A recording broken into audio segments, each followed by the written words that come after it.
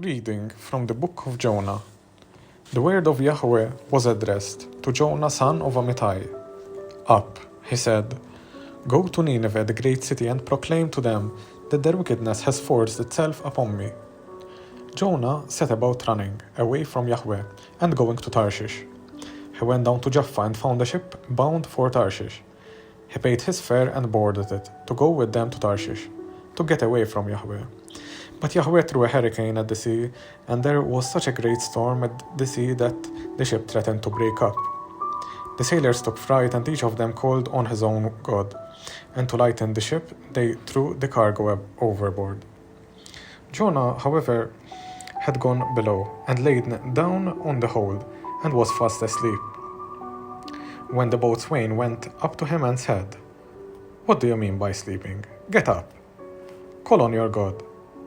Perhaps he will spare us a thought and not leave us to die." Then they said to each other, "Come on, let us draw lots to find out who is to blame for bringing up this bad luck." So they cast lots, and the lot pointed to Jonah.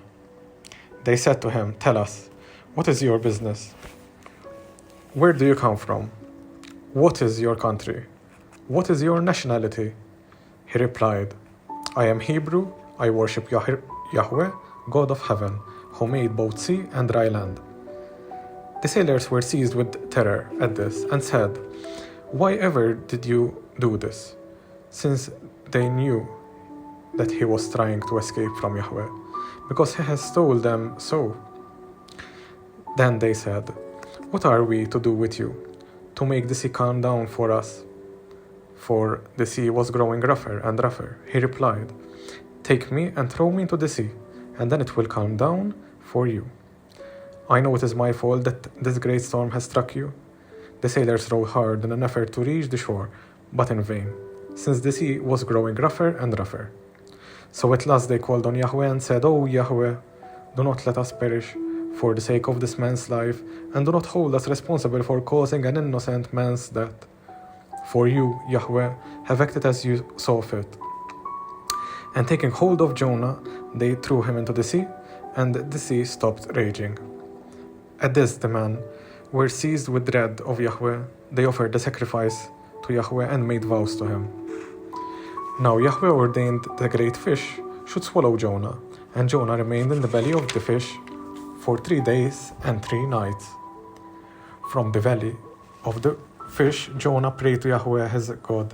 He said, "Out of my distress I cried to Yahweh, and he answered me.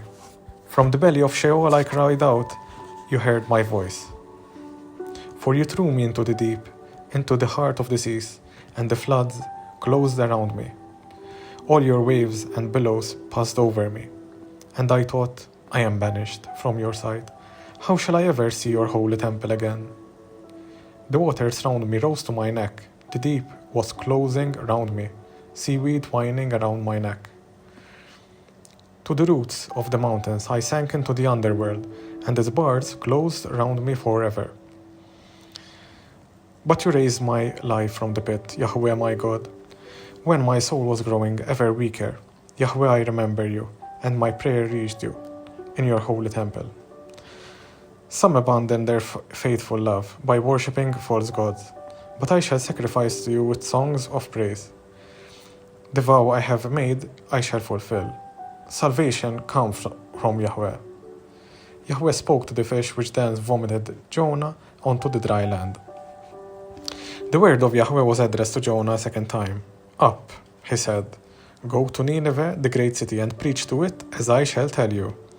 Jonah set out and went to Nineveh in obedience to the word of Yahweh. Now Nineveh was a great city, beyond compare. To cross it took 3 days. Jonah began by going a day's journey into the city and then proclaimed, "Only 40 days more and Nineveh will be overthrown." And the people of Nineveh believed in God. They proclaimed a fast and put on sackcloth, from the greatest to the least. When the news reached the king of Nineveh, he rose from his throne, took off his robe, put on sackcloth, and sat down in ashes. He then had it proclaimed throughout Yahweh by decree of the king and his nobles as follows: No person or animal, herd or flock may eat anything they may not graze. They may not drink any water. All must put on sackcloth and call on God with all their might, and let everyone renounce his evil ways and violent behavior. Who knows? Perhaps God will change his mind and relent and renounce his burning wrath, so that we shall not perish. God saw their efforts and renounced their evil ways. And God relented about the disaster which he had threatened to bring on them and did not bring it. This made Jonah very indignant. He fell into a rage.